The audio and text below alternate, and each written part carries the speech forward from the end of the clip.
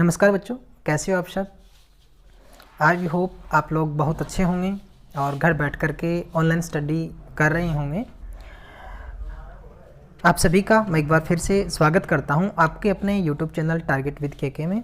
आज की इस क्लास में हम एक नए टॉपिक के साथ आप लोगों के साथ डिस्कस करेंगे। आज का हमारा जो टॉपिक है वो 8th क्लास हिंदी वसंत जो आपकी पुस्तक है उसे लिया गया है। जैसा कि आप स्क्रीन पे देख पा रहे हो, हम आज पढ़ेंगे तीसरा जो पाठ है बस की यात्रा।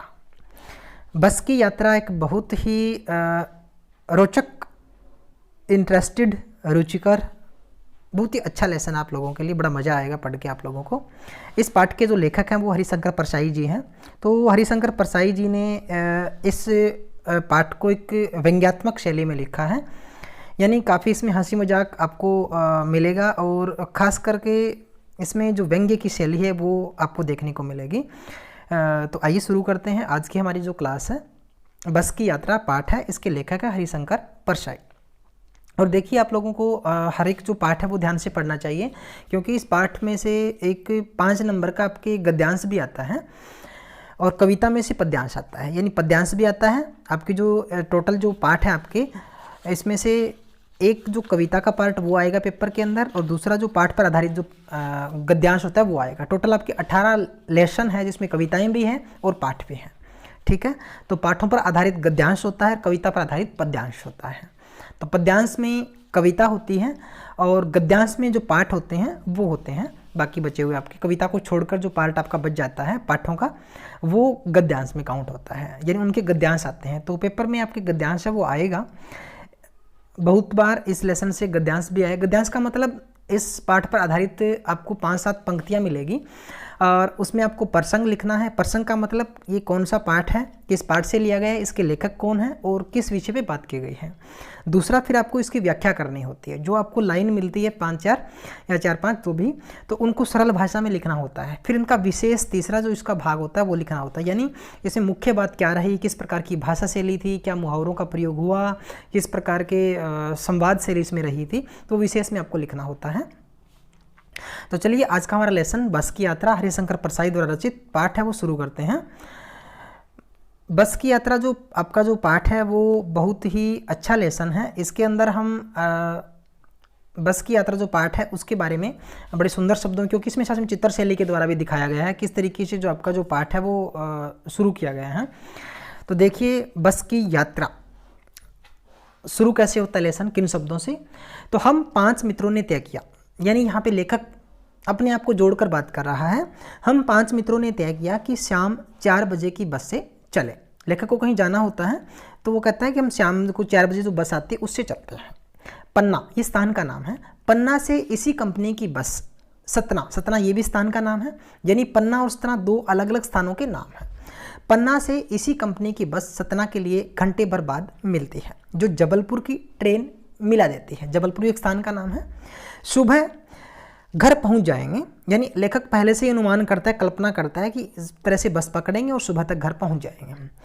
हम में से 2 को सुबह काम पर हाजिर होना था, यानी ऑफिस के काम के लिए उनको काम पे जाना होता है। जैसा कि अक्सर आप लोग भी स्कूल में आते हो और हम लोग भी ऑफिस में जाते हैं, तो जैसा कि दैनिक जीवन का जो हिस्सा है वो उनके साथ भी होता है।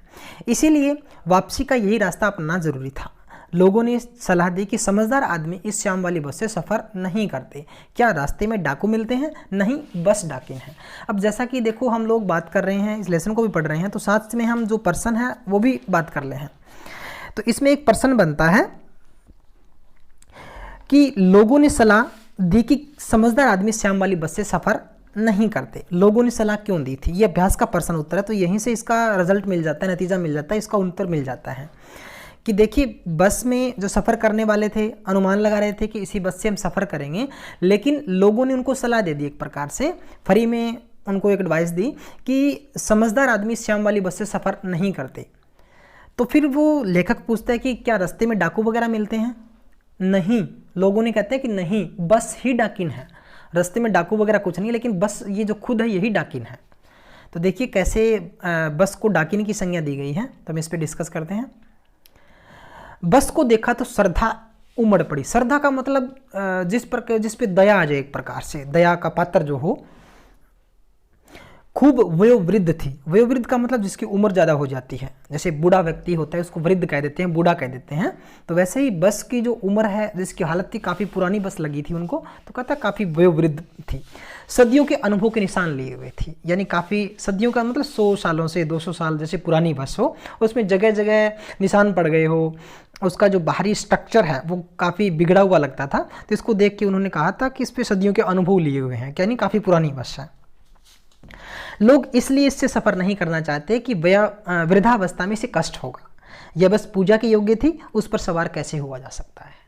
यानी समझदार आदमी शाम वाली बस से सफ़र इसलिए नहीं करता क्योंकि ये काफ़ी पुरानी बस थी और इसकी जो हालत थी वो काफ़ी खस्ता थी, और सदियों पुरानी जो बस थी इसके अनुभव इसके साथ बयां कर रहे हैं, और ये इस हालत में नहीं थी कि सवारी जो ढोने का काम वो आसानी से कर सके। और लोग इसलिए इसमें बस में सफ़र नहीं करते क्योंकि ये वृद्धावस्था में से कष्ट होगा। कष्ट होगा का मतलब यहाँ से लोग समझ सकते हैं कि हमें रास्ते से पहुँचाएगी, सही रास्ते पे सही हम टाइम से पहुँच जाएंगे या नहीं, या सही सलामत हम पहुँच जाएंगे या नहीं। इस तरह से लोग इसमें अपने जो काम है वो करते हैं। और लोग कहते हैं कि ये बस तो पूजा की होगी, जैसे बड़े बुजुर्गों की पूजा करते हैं, उनका मान सम्मान करते हैं, वैसे ही इस बस की हालत हो चुकी है आजकल। इसका हमें सम्मान करना चाहिए। तो काफ़ी रुचिकर लेसन है, आगे जैसे बढ़ेंगे हम बात हमें समझ में आएगी। बस कंपनी के हिस्सेदार भी उसी कंपनी से या उसी बस से जा रहे थे, यानी जिस बस में लेखक और उसके मित्र बैठे थे और उसी बस में कंपनी का जो हिस्सेदार है, एक पार्टनर था, वो भी बैठा हुआ था। हमने उससे पूछा यह बस चलती भी है? पर्सन चिन्ह लगाया ना, देखो किस तरीके से, यानी वो व्यंग्य शैली में बात कर रहे हैं। बस में बैठे हैं जाने के लिए, बस रोजाना सफ़र भी करती है और कंपनी का स्वामी है, मालिक है, वो भी बस में बैठा हुआ है। फिर भी लेखक और उसके मित्र पूछते हैं बस चलती भी है? वह बोले चलती क्यों नहीं, चलती है, अभी चलेगी। हमने कहा वही तो हम देखना चाहते हैं, अपने आप चलती है यह? हाँ जी, और कैसे चलेगी? लेखक देखो, लेखक और उसके मित्र किस तरह से सवाल करते हैं। बस की हालत को देख करके लोग उनसे सवाल कर रहे हैं कि क्या बस चलती भी है? तो मालिक कहता है कि हाँ चलती है, अभी चलेगी, देख लेना। और अपने आप चलती है क्या? हाँ जी, अपने आप चलती है, और कैसे चलेगी? और कोई धक्का देके थोड़ा लेके जाएंगे इसको। इस तरह से सवाल जवाब होते हैं। गजब हो गया, ऐसी बस अपने आप चलती है, यानी ये भी एक प्रश्न बनता है आपका, मैं देख पा रहा हूँ साथ में। गजब हो गया, ऐसी बस अपने आप चलती है। लेखक को यह सुनकर हैरानी होती है, यानी यहाँ पे देखो गजब हो गया, ऐसी बस अपने आप चलती है। तो आप भी देख पा रहे हो। हम आगा पीछा करने लगे। डॉक्टर मित्र ने कहा डरो मत, चलो, बस अनुभवी है। अब उनके साथ लेखक का मित्र है जो डॉक्टर है, वो कहता है कि डरने की ज़रूरत नहीं है। बस में सवार सभी लोग जानना चाहते हैं कि बस चलती भी है, लेकिन लेखक का जो मित्र है डॉक्टर, वो कहता है कि चलो डरो मत, चढ़ जाते हैं, बैठ जाते हैं, चलते हैं। बस अनुभवी है, यानी काफ़ी पुरानी बस है। जैसे घर में बड़े बुजुर्गों को काफ़ी अनुभव होते हैं और वो हमें अच्छी शिक्षा देते हैं और हमें मंजिल तक पहुंचाने में हमारी मदद करते हैं, वैसे ही लेखक का मित्र कहता है कि बस काफ़ी अनुभवी है, काफ़ी इसमें सदियों का अनुभव है इसके पास। नई नवीली बसों से ज़्यादा विश्वसनीय है कि नई बस का क्या भरोसा, पता नहीं कहाँ कैसे हमारे साथ सलूक करे, लेकिन ये तो पुरानी है, अनुभव है इसके पास। हमें बेटों की तरह प्यार से गोद में लेकर चलेगी। जिस तरह माँ बाप गोद में लेकर के बच्चों का साथ सफ़र करते हैं, वैसे ही जो बस है बड़ी मस्ती से, बड़े प्यार से हमें अपनी मंजिल तक लेके जाएगी। हम बैठ गए। ये सब विचार वो करते करते लेखक और उसके मित्र है वो बस में बैठ जाते हैं जो छोड़ने आए थे। अब देखो, जो सवारियां बस में बैठ जाती है, उनके सगे संबंधी, उनके परिजन उनको बस तक छोड़ने आते हैं, बस में चढ़ाने आते हैं। ये सारा दृश्य हम अनुभव कर सकते हैं। वे इस तरह देख रहे थे जैसे अंतिम विदा दे रहे हैं। उनकी आंखें कह रही थी आना जाना तो लगा ही रहता है, आया है सो जाएगा। राजा, रंक, फकीर, आदमी को कूच करने के लिए एक निमित्त चाहिए। अब देखिए कितनी विडंबना की बात है, कितनी विचित्र बात है, कितनी व्यंग्यात्मक शैली में बात कही गई है कि जो लोग बस में बैठ गए थे, उनको जो छोड़ने आए थे, उनके जो प्रियजन थे, वो उनको ऐसे विदाई दे रहे थे, ऐसे टाटा बाय बाय कर रहे थे जैसे अंतिम विदाई दे रहे हों। और मन ही मन सोच रहे हैं इस दुनिया में जो आया है वो जाएगा, यानी जिसने जन्म लिया है उसकी मृत्यु निश्चित है।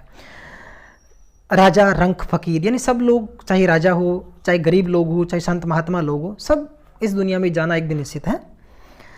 आदमी को कूच करने के लिए, कूच का मतलब प्रस्थान करने के लिए, जाने के लिए एक निमित्त चाहिए, एक निश्चित समय है वो होना चाहिए। इंजन स्टार्ट हो गया। अब जैसे ही वो लोग ये सब बातें करते हैं तो उनको लगता है कि इंजन वास्तव में स्टार्ट हो गया है, ऐसे जैसे सारी बस ही इंजन हो। और हम इंजन के भीतर बैठे हैं। अब देखो, लेखक और उसके दोस्त कल्पना करते हैं, बस में बैठ जाते हैं, सारी बस उनको एक अनुभव के साथ उनका सफ़र है वो शुरू होता है। जैसे चित्र में आप देख पा रहे हो, एक सीट पे उनके पीछे उनके दोस्त लोग बैठे हुए हैं, बातें कर रहे हैं और हम इंजन के भीतर बैठे हैं। कांच बहुत कम बचे थे, यानी जो शीशे की खिड़कियां वगैरह थी उनमें कहते हैं जो कांच है वो बहुत ही कम बचे हुए हैं, उनसे हमें बचना था। हम फ़ौरन खिड़की से दूर सरक गए। इंजन चल रहा था, हमें लग रहा था कि हमारी सीट के नीचे इंजन है। अब लेखक और उसके दोस्त सारी कल्पनाएं करते हैं, बातें करते हैं और बस की हालत को देख करके हंसी मजाक शुरू कर देते हैं। और जैसे बस स्टार्ट होती है कहते हैं कि सारी बस ही इंजन हो। ये इंजन की जो आवाज़ है इतनी ज़्यादा थी कि लग रहा है कि सारी बस ही इंजन में बदल गई हो और हम लोग इंजन के अंदर बैठे हैं और उनको कभी लगता है कि उसकी सीट के नीचे इंजन है। यानी हर जगह से आवाज़ बस में आ रही है, इतनी पुरानी जो बस है। आगे देखते हैं क्या अब बस है सचमुच वास्तव में चल पड़ती है और हमें लगा कि यह गांधी जी के असहयोग और सविनय अवज्ञा आंदोलन के वक्त अवश्य जवान रही होगी। यानी बस की हालत इतनी पुरानी है कि लेखक कल्पना करते हैं, उनके मित्र कल्पना करते हैं कि बस गांधी जी का जब असहयोग आंदोलन 1920 में चला था और सविनय अवज्ञा आंदोलन लगभग 1930-31 की बात है, यानी काफ़ी वर्षों सदियों की बात हो गई, कई दशक बीत गए, तो बस इतनी ज़्यादा पुरानी है। उस समय कहता है कि जब गांधी जी का आंदोलन था उस समय कहता नई होगी, जवान होगी, उसे ट्रेनिंग मिल चुकी थी, हर हिस्सा दूसरे से असहयोग कर रहा था। जैसे गांधी जी ने असहयोग आंदोलन में कहा था कि हमें अंग्रेज़ों का साथ नहीं देना, विदेशी वस्तुओं का बहिष्कार करना है, उनका किसी प्रकार से सहयोग नहीं करना। तो अब बस के जो पार्ट है, हिस्से हैं आपस में, वो एक दूसरे का साथ नहीं दे पा रहे हैं, यानी इतनी पुरानी हो चुकी है, सब अलग सलग हो गए हैं। पूरी बस सविनय अवज्ञा आंदोलन के दौर से गुजर रही थी। सीट का बॉडी से असहयोग हो रहा था, यानी सीट और बस की जो सीट है जिस पर हम बैठे थे और जो नीचे उसका स्ट्रक्चर लगा हुआ था, बॉडी लगी हुई थी, वो आपस में एक दूसरे का सहयोग नहीं कर पा रहे थे, यानी सीट अलग हो चुकी थी। कभी लगता है सीट बॉडी को छोड़कर आगे निकल गई है, कभी लगता है सीट को छोड़कर बॉडी आगे निकल जा रही है। यानी जो सीट है वो बंधी हुई नहीं थी, उसके साथ सही कसी हुई नहीं थी, वो अलग हो चुकी थी। जैसे ही बस में ब्रेक इत्यादि लगता तो सीट आगे चली जाती थी। तो ये सारा का सारा सिस्टम चल रहा था। कभी लगता सीट बॉडी को छोड़कर आगे निकल गई है, कभी लगता कि सीट को छोड़कर बॉडी आगे निकल गई है। 8-10 मील चलने पर सारे भेदभाव मिट गए। जो मन ही मन बातें कर रहे थे उनके अंदर जो भेदभाव चल रहा था, यानी एक प्रकार से दिमाग में जो क्वेश्चन प्रश्न उत्तर जो चल रहे थे वो सारे के सारे कहते हैं समाप्त हो गए हैं। यह समझ में नहीं आता कि सीट पर हम बैठे हैं या सीट हम पर बैठी है। यानी एक तरह से हर बात पे व्यंग्य नज़र आता है कि बस की जो हालत है उसके ऊपर बारी बारी से बात की जा रही है। एकाएक बस रुक जाती है। मालूम हुआ कि पेट्रोल की टंकी में छेद हो गया है। ड्राइवर ने बाल्टी में पेट्रोल निकालकर उसे बगल में रखा, बगल का मतलब साइड में, और नली डालकर इंजन में भेजने लगा था। अब जो बस की जो इंजन की टंकी है उसमें छेद हो जाता है। जो बस का जो कंडक्टर है, ड्राइवर है, वो एकाएक जो बाल्टी निकालता है उसमें पाइप डाल देता है, सारा पेट्रोल उसमें निकालता है और फिर पेट्रोल की जो एक तरह से बाल्टी को ही पेट्रोल की टंकी बना लेता है, फिर उसी से इंजन को पेट्रोल सप्लाई करता है। अब मैं उम्मीद कर रहा था कि थोड़ी देर बाद बस कंपनी के हिस्सेदार ईंधन को निकालकर गोद में रख लेंगे और उसे नली से पेट्रोल पिलाएंगे, जैसे माँ बच्चे के मुंह में दूध की शीशी लगाते हैं। क्योंकि बस का हिस्सेदार भी बस के साथ सफ़र कर रहा था, उसी के अंदर बैठा हुआ था। और लेखक और उसके दोस्त कल्पना करते हैं कि अब जो बस का मालिक है वो जो इंजन की जो टंकी है उसको अपने गोद में रखेगा और अपने हाथ से इसको पेट्रोल सप्लाई करेगा, जैसे माँ अपने बच्चे को दूध पिलाती हैं। बस की रफ्तार अब 15-20 मील हो गई थी। मुझे उसके किसी हिस्से पर भरोसा नहीं था। ब्रेक फेल हो सकता है, स्टीयरिंग टूट सकता है। प्रकृति के दृश्य बहुत लुभावने थे। दोनों तरफ हरे भरे पेड़ थे जिन पर पक्षी बैठे थे। मैं हर पेड़ को अपना दुश्मन समझ रहा था। ये भी प्रश्न है, लेखक हर पेड़ को अपना दुश्मन क्यों समझ रहा था? अच्छा प्रश्न है। जो भी पेड़ आता डर लगता कि इससे बस टकराएगी। वह निकल जाता तो दूसरे पेड़ का इंतजार करता। झील दिखती तो सोचता इसमें बस गोता लगा जाएगी। यानी बस को इसकी हालत देख करके, उसकी चलने की स्थिति को देख करके लेखक डरा सहमा सा रहता है। जब भी पेड़ दिखाई देता है लगता है कि बस इसमें टकरा जाएगी और हम वो काल के मुंह में चले जाएंगे। जब भी कहीं झील वगैरह दिखती तो लेखक को लगता कि बस अभी इसमें झील की तरफ जाएगी और गोता लगाएगी और हम सारे डूब के मर जाएंगे। ये डर भी लगता है एक तरफ से। एकाएक बस फिर रुक जाती है। पहले रुकी किस कारण रुकी थी आप लोगों को याद होना चाहिए। पहले पेट्रोल की टंकी में छेद हो गया था तब रुकी थी, अब फिर रुक जाती है। अब नया जो कारण है वो क्या सामने आता है। ड्राइवर ने तरह तरह की तरकीब की कि वह चली नहीं, यानी बस इस बार काफ़ी प्रयासों के बाद चलती नहीं है। सविनय अवज्ञा आंदोलन शुरू हो गया था। कंपनी के हिस्सेदार कह रहे थे। देखो ये 8वीं क्लास के शायद आपके एसएसटी के सिलेबस में असहयोग आंदोलन, सविनय अवज्ञा आंदोलन किसके पर्सन भी हैं। बस तो फर्स्ट क्लास थी जी। अब देखो कंपनी का मालिक उसके अंदर बैठा है, वो कह रहा है कि बस तो अच्छी थी, फर्स्ट क्लास का मतलब अच्छी खासी थी। यह तो इत्तेफाक की बात है। इत्तेफाक का मतलब जो कभी कभार हो, एक आध बार हो, अचानक जो हो जाए। क्षीण चांदनी में वृक्षों की छाया के नीचे, देखो रात का दृश्य है, चांदनी का दृश्य मतलब रात का दृश्य है।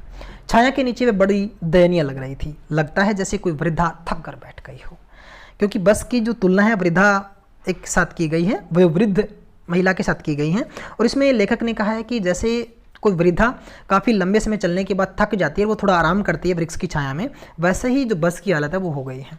हमें ग्लानि हो रही थी कि बेचारी पर लद कर हम चले आ रहे हैं। ग्लानि का मतलब एक प्रकार से असंतोष का भाव फील करना कि पहले से ही बेचारी बूढ़ी थी और हम इस पे बैठ हो गए ऊपर से और इसमें सफ़र कर रहे हैं।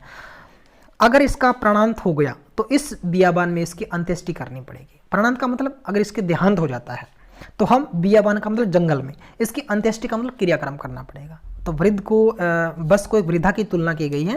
कहते हैं अगर बस वास्तव में खराब हो गई, चलने योग्य नहीं रही, तो हमें इसका अंतिम संस्कार करना पड़ेगा। काफ़ी देखो हर बात में व्यंग्य छिपा हुआ है। हिस्सेदार साहब ने इंजन खोला और कुछ सुधारा, बस आगे चली। उसकी चाल और कम हो गई थी। अब थोड़े प्रयास के बाद चल पड़ती है, लेकिन थोड़ी उसकी चाल है वो धीमी हो जाती है। धीरे धीरे वृद्धा की आंखों की ज्योति जाने लगी। चांदनी में रास्ता टटोलकर वह रेंग रही थी। आगे या पीछे से कोई गाड़ी आती दिखती तो वह एकाएक किनारे खड़ी हो जाती और कहती, निकल जाओ बेटी, अपनी तो उम्र ही नहीं रही। देखिए फिर से बस की जो हालत है उस पर व्यंग्य किया गया है। और कहते कि जब भी कोई सामने से साधन आता तो उसको वो बस साइड में खड़ी हो जाती और कहती कि बेटी। बेटी का मतलब जो नए जनरेशन के, नए टाइम के जो व्हीकल हैं, साधन है, चाहे कार है, मोटरसाइकिल है या कोई भी कार बस है, उनको एक प्रकार से बेटी की संज्ञा दी गई, यानी वो नई है। तो उनको कहती आप निकल जाओ, आपकी अभी उम्र है, यानी आपकी स्पीड ज़्यादा है। एक पुलिया के ऊपर पहुँचे ही थे कि एक टायर फिस करके निकल गया और वह जोर से निकलकर हिलकर थम गई। अगर स्पीड में होती तो उछलकर नाले में गिर जाती। अब कहता है कि अचानक फिर से कोई हादसा होता है और इस बार जो उसका जो टायर है बस का वो निकल जाता है और बस वहीं रुक जाती है। मैंने उस कंपनी के हिस्सेदार की तरफ पहली बार श्रद्धा भाव से देखा। अब देखो यहाँ भी प्रश्न बनता है कि कंपनी के हिस्सेदार की तरफ पहली बार श्रद्धा भाव से क्यों देखा गया था। वह टायरों की हालत जानते थे, फिर भी जान हथेली पर लेकर इसी बस से सफ़र कर रहे थे। यानी कहने का मतलब देखो कंपनी का हिस्सेदार है, बस के अंदर सफ़र भी कर रहा है और उस पर तरस आने का मतलब श्रद्धा भाव का कारण यही है कि उसको पता है कि बस पुरानी है, टायर भी पुराने हैं, कभी भी फट सकते हैं, टायर निकल सकता है, फिर भी उसी बस में बैठकर सफ़र कर रहा है। लगता है उसको जान मतलब अपनी प्यारी नहीं है, यानी जब उसको जान पर दाव खेलता है वो अपनी, इसलिए उस पर श्रद्धा भाव उमड़ पड़ती है लेखक और उसके मित्रों की। वह टायरों की हालत जानते हैं, फिर भी जान हथेली पर लेकर इसी बस से सफर कर रहे थे। उत्सर्ग का ऐसी भावना दुर्लभ है। सोचा इस आदमी के साहस और बलिदान भावना का सही उपयोग नहीं हो रहा है। इसे तो किसी क्रांतिकारी आंदोलन का नेता होना चाहिए। अगर बस नाले में गिर पड़ती, हम सब मर जाते, तो देवता बाहें पसारे उसका इंतजार करते, कहते यह महान आदमी आ रहा है जिसे एक टायर के लिए प्राण दे दिए, मर गया पर टायर नहीं बदला। देखिए कितनी विचित्र बात यहाँ पे की गई है कि जो कंपनी का जो मालिक है, हिस्सेदार है, वो लगातार बस में सफ़र कर रहा है। उसको पता है कि बस पुरानी है, उसके टायर, उसके जो कंपनी बस के हिस्से हैं वो पुराने हो चुके हैं, फिर भी उसी बस में सफ़र कर रहा है। लेकिन उसके जो बस के हिस्से हैं उसके टायरों को बदलता नहीं है, लगातार अपनी जान की बाजी है वो लगाता रहता है। दूसरा घिसा टायर लगाकर बस फिर चल पड़ती है। अब हमने वक्त पर पन्ना पहुंचने की उम्मीद छोड़ दी थी, क्योंकि लेखक और उसको मित्रों को पन्ना जाना था और सतना के लिए उन्होंने बस पकड़ी थी।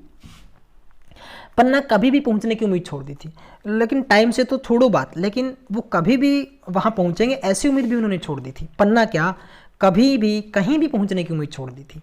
और बस की हालत इस समय ऐसी थी कि लेखक और उसके मित्रों ने कहीं भी कभी भी जाने की जो उम्मीद है वो छोड़ देते हैं और वो कहते हैं कि हमें लगता है यहीं पर रहना पड़ेगा, हम कहीं नहीं पहुँच पाएंगे और कभी भी नहीं पहुँच पाएंगे। लगता था जिंदगी इसी बस में गुजारनी है और इससे सीधे उस लोक को प्रयाण कर जाना है। इस लोक का मतलब धरती लोक से हम सीधे के सीधे मृत्यु लोक में चले जाएंगे। इस पृथ्वी पर उनकी कोई मंजिल नहीं है। हमारी बेताबी, तनाव खत्म हो गए।